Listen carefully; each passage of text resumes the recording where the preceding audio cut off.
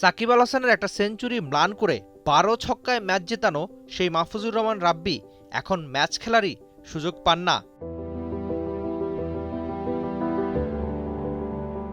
যে চোখজোড়া স্বপ্ন এঁকেছিল জাতীয় দলের, এনে দিয়েছিল যুব এশিয়া কাপের ট্রফি, সেই চোখে এখন একটা ম্যাচ খেলার আকুতি। কোথাও যেন নেই রাব্বি। শেষ এনসিএল টি-20তেও ৫টা ইনিংসে ছিল ৯টা উইকেট, ইকোনমি ছিল ৬.১৫, প্রায় প্রতি ৮টা বলে একটা করে উইকেট নেওয়া রাব্বির খোঁজ কি বিসিবি রাখছে? এমনকি বিসিএল এর ওয়ানডে ভার্সনেও নেই। শেষ ৩টা মাসে খেলা হয়নি কোনো স্বীকৃত ক্রিকেটের ম্যাচ, তাই ম্যাচ খেলা আর শেখার আকুতি যেন শোনা গেল রাব্বির মুখে। আল্লাহ যা করেন ভালোর জন্য করেন। হ্যাঁ, একটু গ্যাপ হয়ে গিয়েছে, অপরচুনিটিস কম আসছে, এই তো নিজের প্রিপারেশন নিচ্ছি। ম্যাচ বেশি খেলতে চাওয়ার আক্ষেপটা করতে হচ্ছে, এটা কি মনের মধ্যে একটু আক্ষেপ বা একটু খারাপ লাগে কিনা আপনার?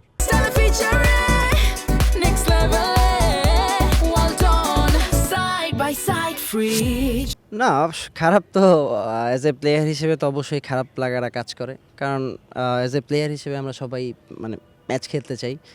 সো আমিও অবশ্যই তার ব্যতিক্রম না যে আমিও ম্যাচ খেলতে চাই। সো অপরচুনিটিস কম আসছে, তো আর কি আসলে প্র্যাকটিস করছি এখন এখন বাকিটা আল্লাহ ভরসা। আর সবশেষ এনসিএল টি-20 আমি দেখেছি খুব কাছ থেকে, আপনার মনে থাকার কথা যে আপনি একটা ম্যাচ শেষে তামিম ইকবালের সঙ্গে গিয়ে কথা বলেছিলেন। এই যে সিনিয়র ক্রিকেটারদের সঙ্গে খেলা, তাদের সঙ্গে আলাপ করা, তারা আপনাদের হয়তো কখনো ভুল হবে, মিরাজের সঙ্গে আপনি কাজ করেছিলেন, তামিমের সঙ্গে আলাপ হয়েছে। এই যে সিনিয়র ক্রিকেটারদের সঙ্গে শেখাটা কতটা এনজয় করেন, আর এখন তো শিখতে পারছেন না, এটা কতটা ভোগায় আপনাকে?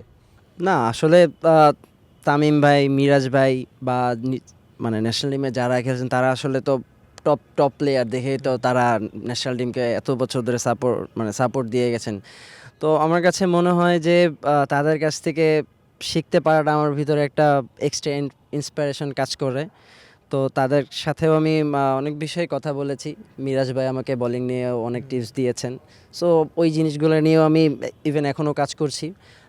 তামিম ভাইয়ের সাথেও কথা হয়েছিল এনসিএল টি-20 পরে তামিম ভাইয়ের সাথে তো আমার খেলার ওরকমই হয়নি, বাট ওই ম্যাচের কথা হয়েছিল ওনার সাথে। তো ওনার সাথে ব্যাটিং নিয়েও কিছু কথা বলেছিলাম। ম্যাচ সেরার অ্যাওয়ার্ডটা সাকিব থেকে নিয়েছিলেন, তো ওই ম্যাচটা কতটা বিশেষ ছিল? আপনি তখন কিন্তু প্রায় পুরো সবাই, দেশের ক্রিকেটের সবাই আলোচনা করছিল যে এই রাব্বি ছেলেটাকে সে কি ভবিষ্যতে সাকিব হতে পারবে কিনা। না আসলে ওইটা তো আমার আসলে সত্যি বলতে ওইটা আমার লাইফের বেস্ট মোমেন্ট এখন পর্যন্ত, যে মানে ওয়ার্ল্ডের নাম্বার 1 যে অলরাউন্ডার ছিল ওনার কাছ থেকে একটা মানে ম্যান অফ দ্য ম্যাচের ট্রফি ওনার কাছ থেকে নিয়েছি, আর ওই দিনে উনি সেরা ছিলেন।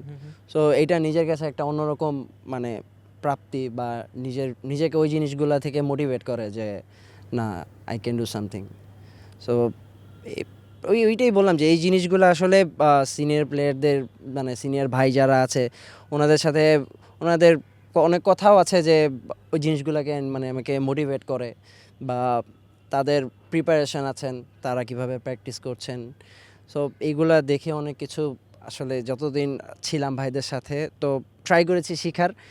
সো এই তো একটা কথা দিয়ে শেষ করতে চাই যে এই তরুণ ক্রিকেটাররা, এই উঠতি ক্রিকেটাররা কী চায়? খুব বেশি কিছু বিসিবির কাছে তাদের চাওয়া নাই, তাদের চাওয়া কেবল ওই একটাই, অনেক বেশি ম্যাচ খেলতে চাওয়া। এই আবদারটা বোধ করি একটু অন্যায় না, সেটা বাংলাদেশ ক্রিকেট বোর্ডই ভেবে দেখবে। এই ক্রিকেটারদের অনেক বেশি ম্যাচ খেলার সুযোগ তারা হয়তো করে দিবে। Rifat Emil, T sports, Dhaka. For more updates, subscribe to our YouTube channel and click on the bell icon. Follow us on Facebook and Instagram.